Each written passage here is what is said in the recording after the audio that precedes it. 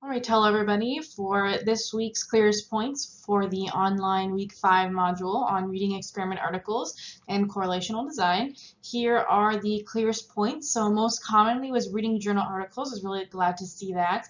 You guys have one more journal article to read, the last one in week 6. So I hope you'll be able to use all those skills that you've practiced throughout the semester to understand this last journal article. And then some other clear points on correlational studies, finding specific info in journal articles, that kind of stuff. But let's go ahead and move on to the muddiest points. So here is a summary of the muddiest points ordered by most common. So the most common one was about interrogating association claims, and a couple different people requested a video on that. The next most common was moderators. Video was requested on that too. And then a couple people mentioned the 3 causal criteria. Video requested for that. A couple people mentioned the module activities. I'm not going to cover those in this recap video just because I'm already posting the key for these. If you look over the key and still have questions, definitely email me. I'm more than happy to chat. But I'm going to let you look at those key answers by yourself. And then the last thing I'm going to cover is a couple people mentioned things about why we can't interrogate internal validity in association claims, as well as how external validity can be poor, but association or experiment findings can still be valuable. So I am going to address these as well. All right, so first off is this idea of interrogating association claims. So what you're doing when you're interrogating any kind of claim, really, but what you're doing when you're interrogating these claims is you're asking a question that interrogates each of the 4 big validities. So you know we have our 4 big validities we've talked about throughout the semester: construct, statistical, internal, and external. You ask a question based on each of these. And so I have a couple examples here. I do have these written out in the activity number 1 key as well, but I'm duplicating them here. So with construct validity, you're asking questions about variable measurements, right? So were the variable measurements reliable? Were they good operationalizations? For statistical validity, you're asking questions like, how strong is the association between variables for an association claim? What's the effect size? An effect size could be asked of either association or experimental claims. If you were asking about a frequency claim, you could ask something about the margin of error, right? It's something about the statistics used, about whether they're reliable, what those stats are really telling us. For internal validity, you're going to ask things like, are there plausible alternative explanations for the causal link between IV and DV? Notice I put causal link here because that's what internal validity is all about. We'll talk about this later too, but with an association claim in particular, you could ask internal validity questions, but you already know the conclusion. You already know that association claims do not have good internal validity. And again, we'll talk more about that in a minute too. And then lastly, external validity, you're asking about the participants. So who were the participants? And most importantly, were they randomly sampled? So you're asking questions that relate to each of those 4 validities. And those questions come from what those validities are, right? We've talked throughout the semester about what construct validity is, what internal validity is, et cetera, et cetera. You're asking questions that are about those validities, and you're asking questions to look for answers in the article that you're reading. So that brings us to the next step in this process, which is looking for those answers. So there are different parts of the paper that you can look at to answer these different questions. So for example, the method section will answer most of your questions. So the method section is going to have information about who the participants were and how they were sampled. That's in the participant section of the method. So you'll be able to answer your external validity questions in the method section. The method section will also have answers for pretty much any construct validity question you have, because that's about variable measurements. And the method section is where the authors talk about how they measured the variables they were looking at. That's also where reliability information for those variable measurements is usually included as well. Every now and then you'll find answers to construct validity questions in the results section, but usually it's in the method section. And then the method section will have some answers to some of your internal validity questions as well, because in the method section they're talking about the procedure, what the participants actually did. Like if you think about the Latine and Darley study you guys read for this module, the method section has information about what participants did at each point in the experiment, and so you can read through that procedure and see if you can identify any possible confounds, any possible alternate explanations, any systematic variability where something else is varying alongside the independent variable. So the method section will answer most of your questions because, again, the method section is about how the study was done. So it makes sense that your questions about validities can mostly be answered by looking at the author's description of how they did their study. Now, your statistical validity questions, you're going to find answers to those in the results sections. Maybe sometimes the method, but pretty much always the results, because statistical validity is about the results of the study. Now, remember, in this class, we're focusing least on statistical validity because you're going to be much better equipped to ask and answer those questions when you've taken a statistics course, which isn't a prereq for this one. But that is where you're going to find answers to those questions in the results section. Like, was it a statistically significant relationship? What's the effect size? How strong is the association? What's the margin of error? Those are things that you'll see reported on in the results section. And then lastly, the discussion section will have information for some internal validity questions as well.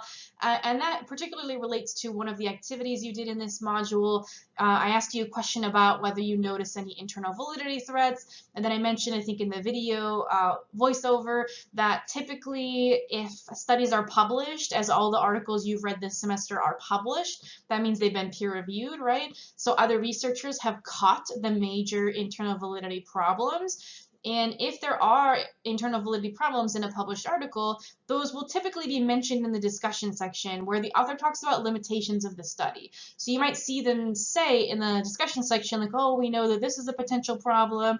You know, future research really needs to address this and make sure this isn't the real explanation.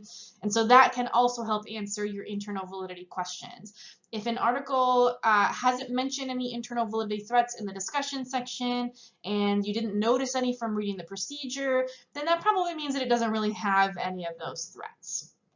All right, now again, I really recommend you take a look at the activity number 1 key and the activity number 2 key actually for examples of these, because in those keys I mention these questions again and then I tell you what some of the answers to them were from the article, so you can check your work to see if you were on the right track when you were doing these activities by yourself. All right, and then of course, you know, if you're watching this video and you look at the activity keys and you still have questions, definitely email me. I'm more than happy to chat about this. Okay, the next Money's Point is for moderators, and I'm going to keep this a little bit brief just because this is, as I mentioned before, it's a pretty advanced concept. If you got it, that's awesome. If you were like, I don't really get this, that's totally fine because we're in an introductory course, right? This is a 200 level methods course. You're at the very beginning of your psych major. Moderators are kind of a complicated thing to understand. Typically, you have to see moderators several times before you really get it. And so this is just kind of the beginning of the process for you. It's the first time you're seeing moderators in this class. You're like, I don't really get it. The next time you see moderators in another class, you're like, oh, maybe I kind of get it. You know, the third or fourth time you see moderators, you're like, oh, okay, I think I get it now. It's really about the repetition and seeing it in different contexts. So that's why I'm saying, I'm giving this preface. Like, don't worry too much about this. This is just the first kind of exposure that you're getting to this idea. You're probably going to see this come up in your other courses throughout the major. And the fact that you've had a little exposure in this class will help you to understand it when you see it later on. But for a quick recap of moderators, they're an additional variable that change the pattern of the results. That's kind of the key phrase here, is changing the pattern of results. So for example, this is the example we went over in the slides. So we know that there's a link between deep talk. I have a V1 in parentheses here. That means variable 1. So the link between deep talk and well-being is variable 2, right? That's our 2 variables. There's a link between them. That's a bivariate correlation. So we know these 2 things are correlated. But we know that the way this pattern looks, it actually changes based on another variable, and that's gender. So gender, I have V3. This is an additional variable. That's the moderator variable. So it's a third variable that's changing what the results actually look like. So specifically, we know that that bivariate correlation from the first bullet point here between deep talk and well-being, that's stronger for women and it's weaker for men. So it's changing the pattern. In this case, it's not reversing it. It's just changing the strength of the pattern. It's saying that those 2 things are much more tightly linked for women and they're much more loosely associated for men. So that's a moderator. It's changing what that pattern looks like. Now, if gender did not moderate this correlation, then the link between deep talk and well-being would be exactly the same for women and for men. That would be an example of gender not moderating that relationship. But it does, right? We see that it's stronger for one group of the moderator than for another. That's telling us that we have a moderation pattern going on here. So another variable beyond the 2 that were originally measured is changing what that pattern looks like. All right, hopefully that was helpful. But again, if you're still a little confused, don't worry about it too much. There's a lot of other things in this course that I'm more concerned that you are really mastering right now. So for example, from the correlational design chapter 8, in our module last week, probably the thing that I'm most worried that you understand is that correlation does not equal causation because of those internal validity problems. So that's the kind of thing that I'd be more concerned, hi Kat, that I'd be more concerned about making sure that you've mastered in this module. Think about moderators as like an optional bonus thing that if you get it, that's awesome. If not, just seeing it is going to help you understand it more when you go into depth in your other courses later. All right, next up is the 3 causal criteria. So a study must meet all 3 criteria in order to justify a causal claim. So this is something we've talked about earlier in this semester, but also in the previous week 4 module on experimental design. But you have to have these 3 criteria in order to make a causal claim. So in order to say that one thing causes another, one thing increases another, one thing impacts another, in order to use those causal verbs, make a causal claim, you have to meet all 3 of these criteria. If you don't meet even one of them, you can't make that causal claim. So here are the 3 causal criteria. Covariant, that's saying that the 2 variables in the study are related to each other. They have something to do with each other. If they're not related, you can't say that they're causally related because they have to be related in the first place, right? So think about the Darley and Latine study for this one, the bystander effect study. So the 2 variables in that study were group size in that group intercom discussion where somebody had a seizure. It wasn't a real seizure, right? It was just, that was the experimental procedure. So the first variable is group size, how many bystanders there are, and the second variable is helping behavior. So are the participants actually going to go get help, and how long does it take them before they get help? So those are 2 variables, right? They need to have covariance. They need to be linked in some way.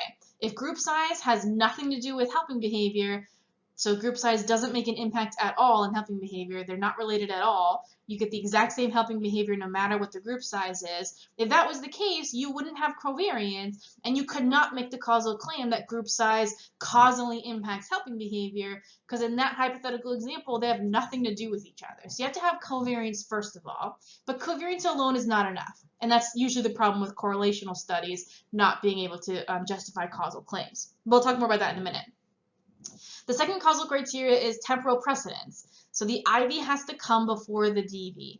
If they happen at the same time, or if the DV comes before the IV, you can't claim that the IV caused the DV because you don't know for sure that it did. So the IV has to come first. So again, in that Darley and Latine example, the IV is group size, and they look to see if that impacts the DV of helping behavior. And so the participants are put into their groups through the intercom discussion, and they know how many other people are there. That happens before the confederate has the seizure and before the researchers measure helping behavior.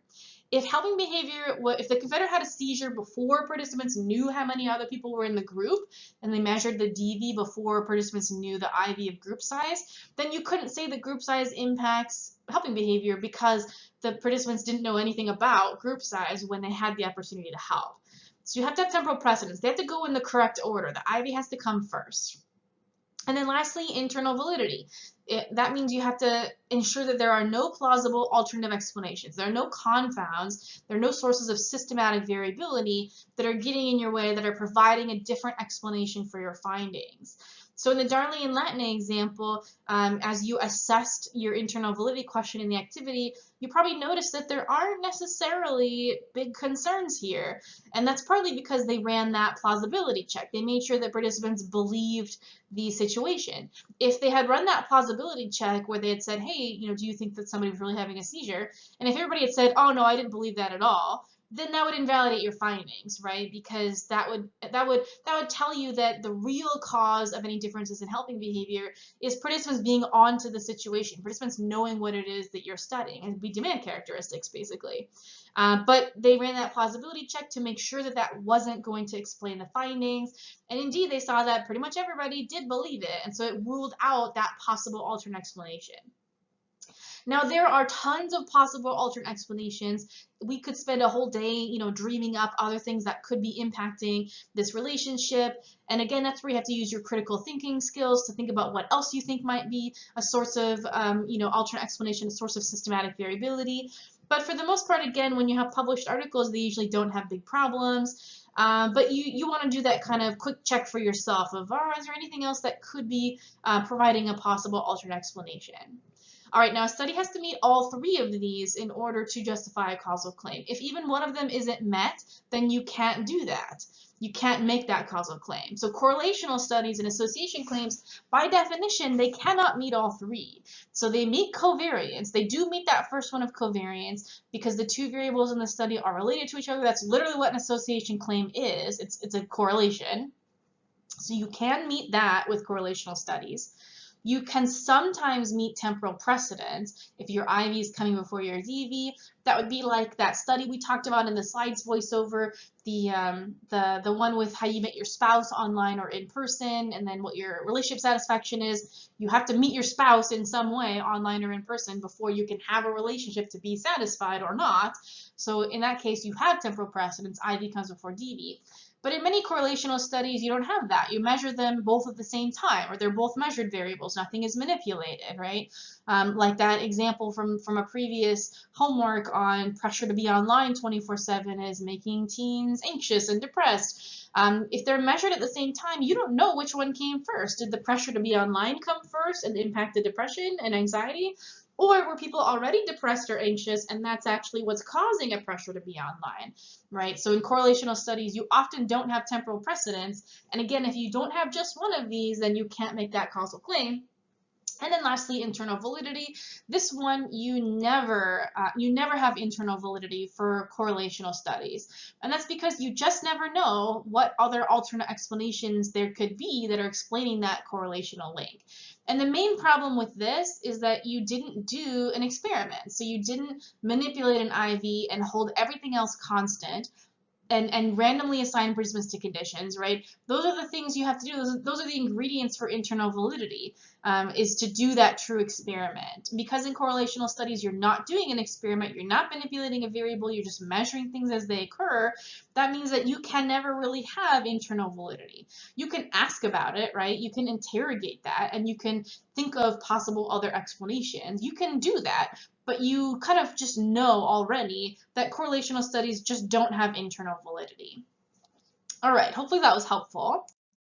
The last thing we're going to talk about is this idea of internal validity and external validity in association claims. So with internal validity, again, I was kind of mentioning this before, but we know by definition that association claims, which is correlational studies, they don't have internal validity. And it's because to have internal validity, right, to make that causal claim, you have to meet those three causal criteria. Covariance, I highlighted this in green because association claims do have covariance. That's literally what an association claim is. Temporal precedence I highlighted in yellow because some do, like that How You Met Your Spouse study, that has temporal precedence, but many don't, like that Pressure to Be Online study doesn't have temporal precedence. You don't know what came first. And then internal validity I highlighted in red because we never have internal validity for association claims. We can never rule out possible other explanations for that link. It's like that example of the number of bars and number of churches being correlated. You know, you could, that it's got covariance, they're correlated, doesn't really have temporal precedence. You don't know whether bars or churches came first, and it super duper doesn't have internal validity because there is a different variable that explains why those two things are linked. It's population. So as cities have more populations, they have more bars and they have more churches. It's not that bars cause churches or that churches cause bars, something else is causing them both. And with correlational studies, you never really know what other variable could be explaining your findings. And that's why we cannot make causal claims from correlational studies, from association claims. So again, you can still interrogate internal validity. You just have to kind of know that the conclusion's already foregone, that you already know that you don't have internal validity for that study. And then the last thing we'll talk about here is external validity. So somebody mentioned how external validity can be poor, but association experiment findings are still valuable. This is a tough one to understand. But really, the idea here is you have to think about how sometimes the sample composition isn't as important as the causal link you're trying to demonstrate or the association link you're trying to demonstrate. So if you remember, when we talked about sampling in, I think it was online week 2, we talked about sampling. You did an activity where I gave you 4 different findings, and I asked you, would a representative sample be crucial for this, or would a biased sample be okay? And for 2 of them, the bias sample would have been okay. One of them was like ratings of movies, and the other one was like surfers' opinions on beach conditions. Both of those are biased samples. With the movies one, it's whoever volunteers to review movies. And then with the surfers' opinions, it's whoever happens to be on the beach that day, right? Those aren't random samples. They're not representative samples. But that's okay, because if you're just trying to know what the beach conditions are like, your bias sample of surfers who are already on the beach is probably pretty good, because they have some expertise in this, right? They'd be able to give you a pretty good estimate of the conditions. It doesn't, that's not completely parallel to psych studies, but a lot of psych studies kind of function like that. Who your sample isn't usually as important as being able to demonstrate that causal link in an experiment. So being able to have a lot of experimental control and to randomly assign the conditions and to rule out possible other explanations. And same idea with association links, trying to demonstrate that there is some kind of an association between 2 variables. It's okay if your sample is a little bit biased. Because the psychological effect is what you're really looking for. You're not necessarily immediately trying to generalize to other populations. It's like when we talked about theory testing mode versus generalization mode. Theory testing mode is when external validity can be poor. It can be low. That's okay. Because what you're trying to do is test your theory, not necessarily generalize to broad populations. But as soon as you switch into generalization mode, where your goal is to generalize, that's when external validity needs to be a priority. But it's not always a priority, because again, sometimes you're in theory testing mode. All right, hopefully that was helpful for you guys. Of course, if you have questions still, feel free to email me. I'm more than happy to chat about this stuff. And otherwise, I hope you enjoy doing your final module for our online learning, online week 6 observation and course wrap up.